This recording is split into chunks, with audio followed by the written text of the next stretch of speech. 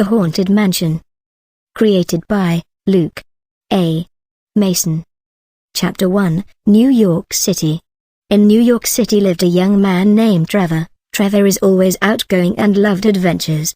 One day Trevor had an unusual letter sent to him. The letter looked old, dusty with spider webs and burnt. With the letter contained an unusual shaped key. The letter wrote, "Dear Mr. Williams, I am writing today to tell you about a mansion to investigate. Legend tells it that this mansion has a curse within it. For many centuries it was told that there was a Dracula living within this mansion. The Dracula was a very powerful demon and was told that he put a curse to those who enter the mansion. With this letter I enclose a key to the mansion. There you will find a team of paranormal investigators and demonology specialists. Go now, follow the map enclosed with this letter. X marks your destination. Adventures awaits you."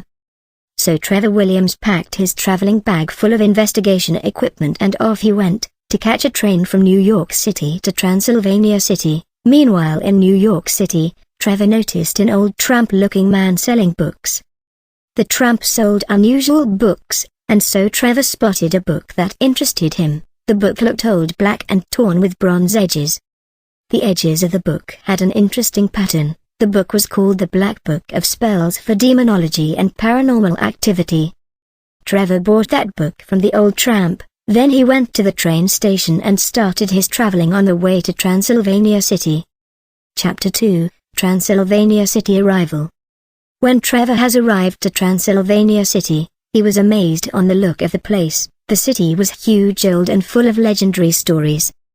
Trevor got to know Transylvanian locals and made friends with many people around that area. Trevor told the locals why he went to Transylvania. Trevor notices a young street seller selling maps of the Transylvanian city, so Trevor bought a map of the city. On the way to Trevor's journey a group of people stopped him. The group of people told him, "I heard what you are doing here and want to come and join you in your investigation." Trevor explained to the people of the risks that could happen if they join and asked them if they are prepared to take these very risks. The people accepted the risks and so Trevor has accepted them to join. Trevor and his new friends followed the map that was given to him. The map led them up a huge mountain. Up the mountain was a huge old mansion called the Transylvanian Mansion. It looked spooky and rusty with loads of dust and cobwebs. Chapter 3, Transylvanian Mansion Entrance. At the entrance of the mansion had a signpost saying "Enter at your own risk," so they opened the rusty gates. The gates made a screeching sound while opening. At the front door were two statues of golems with wings. The door had an emblem with demons on it. Trevor used the key that was given to him and opened the door to the house. The door made a screeching sound while opening. While Trevor and his team walked in the mansion they had a strong breeze go past them. Then they heard a voice saying, "Who dares to enter the mansion, for now meet your doom that you brought up on yourselves." When Trevor Williams and his crew walked in, the door slammed shut behind them. The same voice said to them, "You have been warned, now meet your doom," with an evil voice. Trevor and the team are now all in a huge hall with chandeliers on the ceiling. They were all carrying paranormal equipment, such as EVP machines, infrared cameras, Ouija board, bells, balls, flashlights, and much more. When they finished setting up their equipment it was really late and dark, so they start the first night investigating. They plant night vision cameras all over the mansion in case there's movement for them to catch it. They also prepare the EVP recorders in case they catch any electronic voice phenomena. Trevor and the crew sat around a big circular table with a lit candle in the middle of the table. Around the candle was a brass ring ready to begin a seance. The ring was for a portal from the spirit world to our world, and the candle signifies a light source for the spirits if any to follow and enter. Trevor enchanted, in for the gateway of the spirit world to open, midnight to daylight, and daylight to midnight, the two worlds of living and dead, thus open the gateway to our realm, our reality. After the enchantment Trevor and the crew rang a small brass bell next to them. Trevor had to say, "Spirits of the darkness, follow the light," and then ring the bell, "Come forth and show your existence." The crew had to copy Trevor, word by word. Next to Trevor and the crew was a small glass so if there's any poltergeist activity the poltergeist may move it. Trevor started the seance by asking questions. He asked, are there any spirits here present? Trevor and the crew heard a faint sound. Trevor asked once more, if there's a spirit or entity please identify yourself, by notifying the sound louder, or by moving the glass here present. Trevor felt a breeze past his ear. Straight after the breeze they all felt a vibration coming from the glass.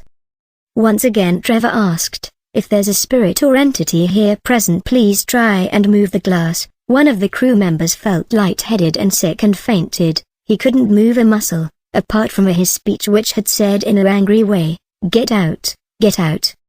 The weird thing is the voice of the possessed crew member didn't sound like his voice, it sounded rather like somebody speaking within him.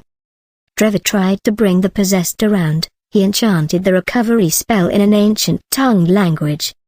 Hysanti, Thiasti, Hankanchi, Senhoi, Shavansi, Hakum, Hakum, Hakum. Then the crew member slowly recovered.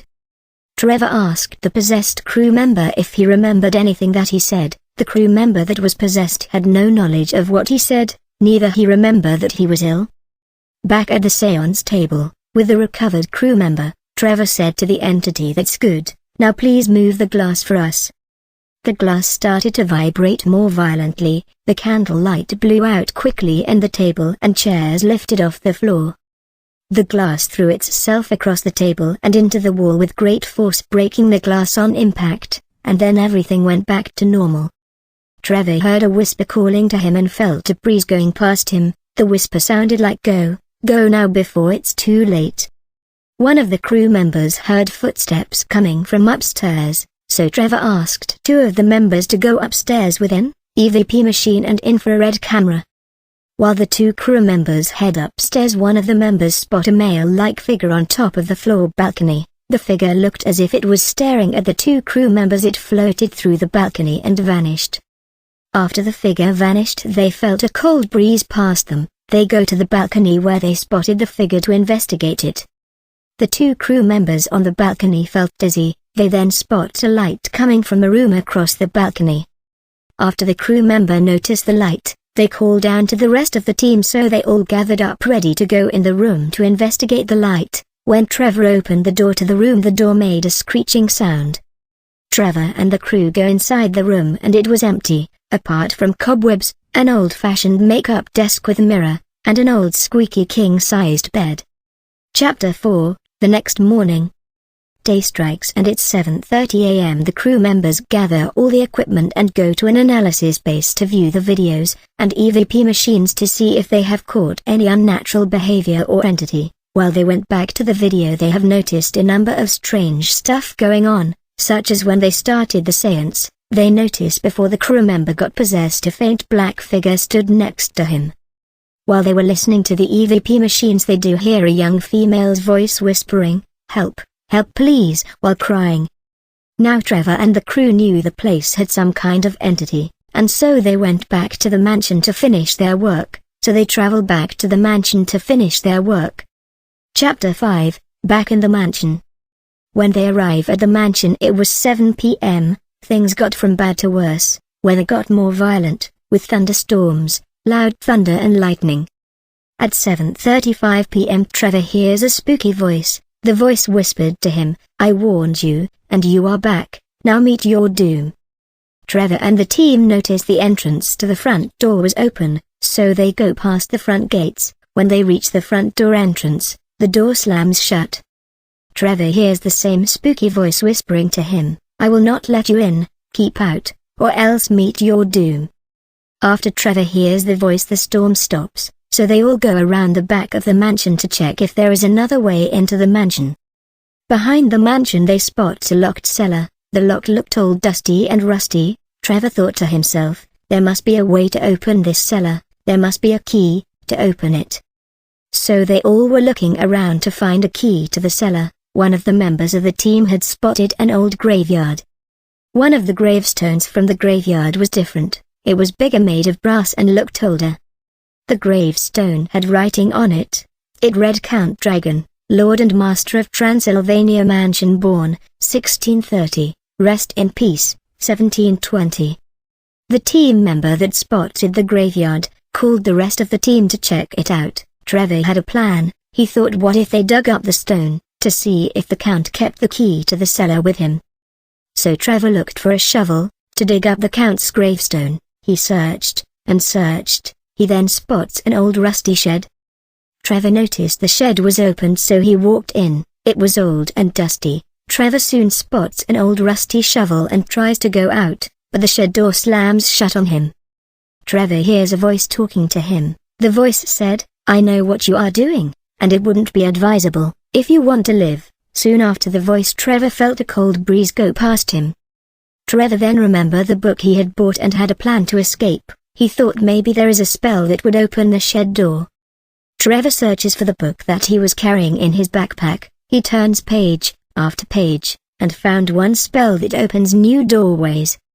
Trevor thought to himself, hope this spell works. He enchants the spell, Trihugense, Trihugense, Dim Parasim, which simply meant, open thy doorway, open thy escape.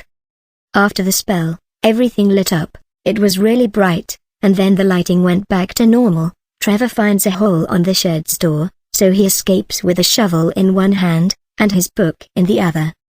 Trevor looks back at the shed. The hole had been disappeared. Stranger than that was that the shed had gone as well. Trevor goes back to the graveyard, and finds out that his team had disappeared. He searched and searched for the team, but there was no one in sight. He was alone, by a graveyard, near a haunted mansion. He was scared, but knew he had to finish the investigation, and had to be done alone. To be continued. For more stories visit www.storycreativeworld.webs.com. Thank you.